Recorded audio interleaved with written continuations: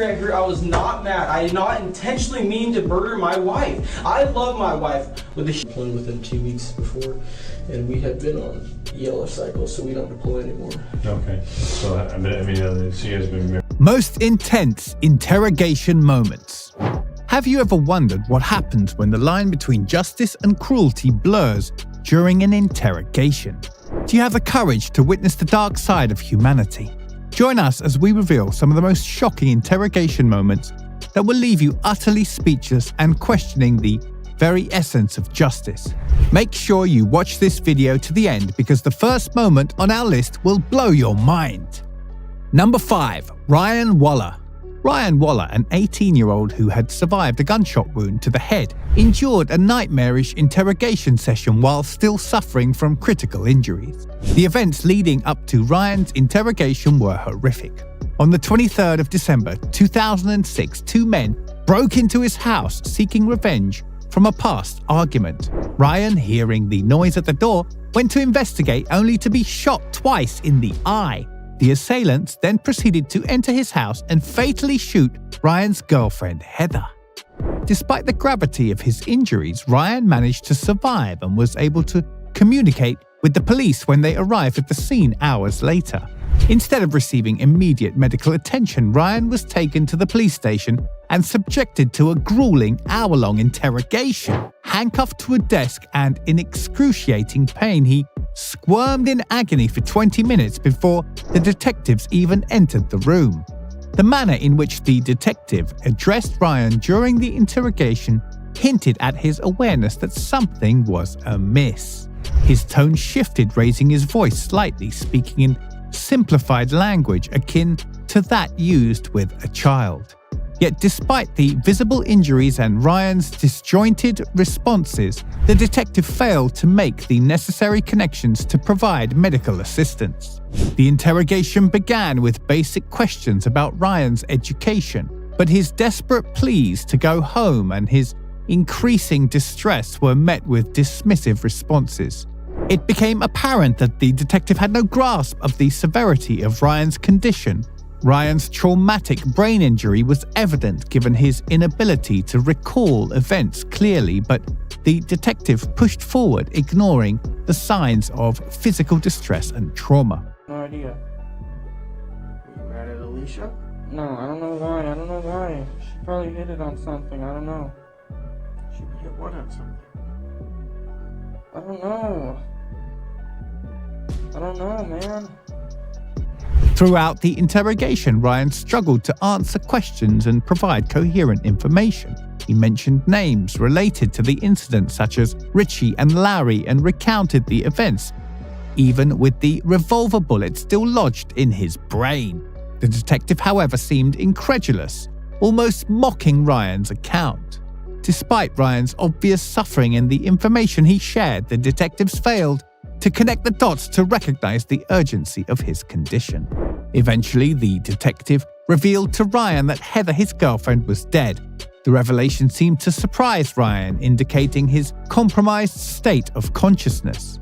The detective's relentless pursuit of information, despite Ryan's obvious physical and mental distress, reached a point where he demanded Ryan to tell the truth. The interrogation ended only when the detective decided to call for an ambulance, realizing that medical attention was long overdue. Upon examination at the hospital, doctors immediately recognized the critical nature of Ryan's injuries. It was confirmed that he had indeed been shot in the eye, and they also discovered an infection that could have been prevented with timely medical intervention. Ryan spent 35 days in the hospital, but the damage was irreparable.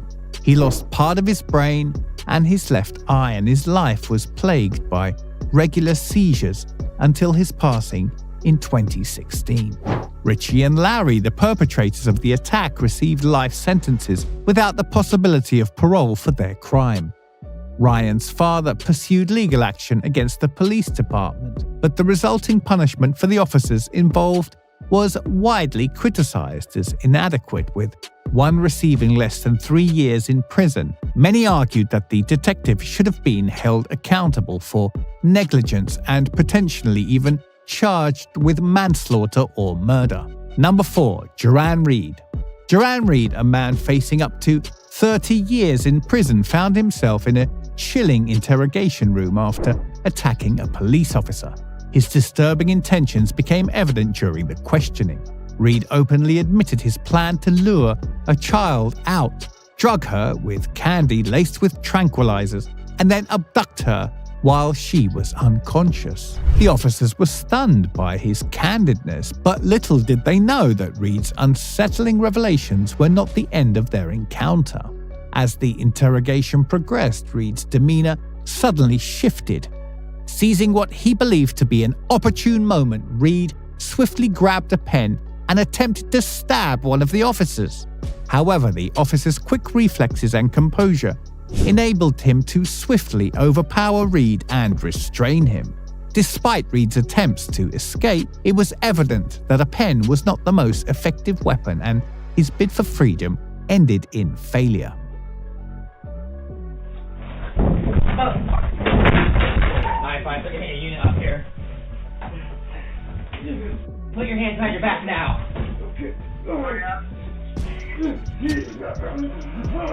Stop. Reed's escape plan only added to his mounting charges. In addition to the initial attack on the police officer, he was now facing attempted kidnapping and a felony count of assault. With these charges against him, Reed was left to await trial, aware that he could potentially spend the next 3 decades behind bars. His escape attempt had only worsened his situation, reinforcing the severity of his alleged crimes. Number 3. Quantrell.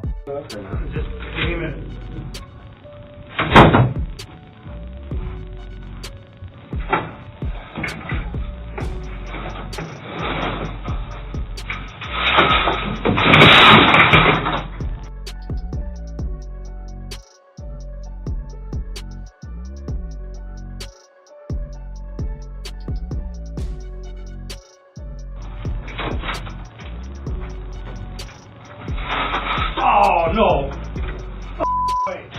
Quantrell D. Schwarzlau, a 17-year-old, found himself in custody at the Rock County Sheriff's Office in October 2018.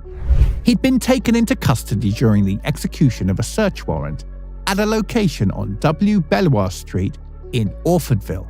The authorities had brought him in for a custodial interview. While in the interview room, Quantrell saw an opportunity to escape. He made a daring decision and jumped through the window of the second-story room. The fall from the window was estimated to be between 12 to 16 feet. Despite the impact, he managed to get up and quickly flee from the scene. Upon realizing that Quantrell had escaped, the Rock County Sheriff's Office immediately initiated a search in the surrounding area. It took several hours, but the Janesville police officers eventually located and apprehended him in the 700 block of Yuba Street in Janesville. Quantrell was later charged with 2 felonies: escape, criminal arrest, and strangulation and suffocation. In December of 2018, he pleaded not guilty to these charges. To prevent similar incidents in the future, the Rock County Sheriff's Office took measures to enhance security by installing metal grates on the windows of the interview room, ensuring that others would not be able to escape in the same manner. Number 2. Ricky Hathorn. Ricky Hathorn's case unfolded in a grim and bloody scene. He was discovered near the lifeless body of Lara Kuchar and Tommy Skeens, with evidence linking him to the brutal assault. When Ricky was brought in for interrogation, the police had little doubt about his involvement in the crime. The weight of the evidence against him seemed insurmountable, but Ricky would soon make the investigation even easier for the authorities. As the interrogation began, Ricky surprised the officers with his rapid confession. He admitted to assaulting Lara and acknowledged his presence at the crime scene. However, Ricky claimed that he was not the actual murderer. He alleged that someone else had arrived after his assault and finished the job, emphasizing that he had left the victims alive when he departed. Despite his claims, the evidence painted a different picture. It was like a week and I was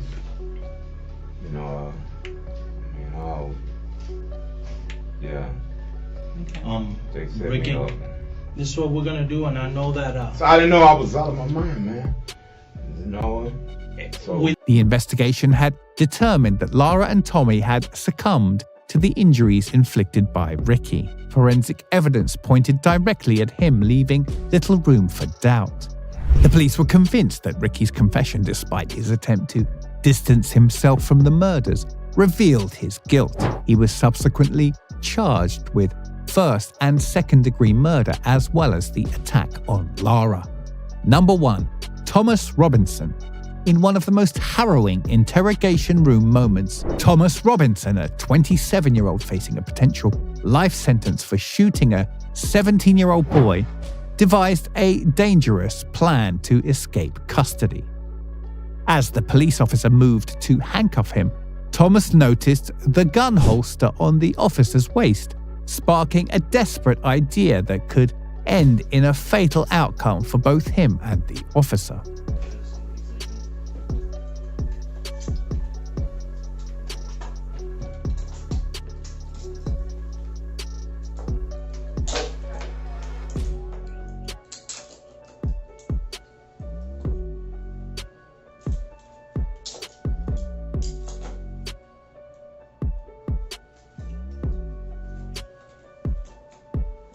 With a leap, Thomas attempted to grab the officer's gun, hoping to gain control and potentially use it to his advantage. However, due to safety features built into the holster, he was unable to retrieve the weapon. A struggle ensued, and 2 additional officers rushed into the room armed with tasers to subdue him. Eventually, Thomas was restrained without further incident.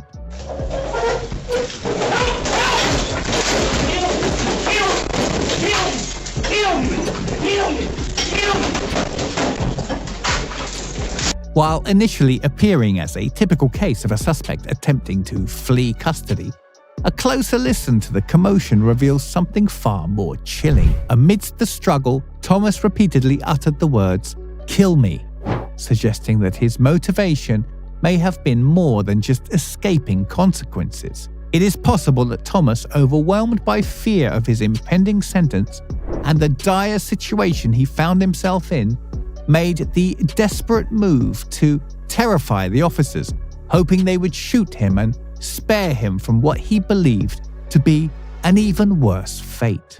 So which interrogation was the most extreme and the most shocking to you? Tell us in the comments below, and don't forget to subscribe. Thanks for watching.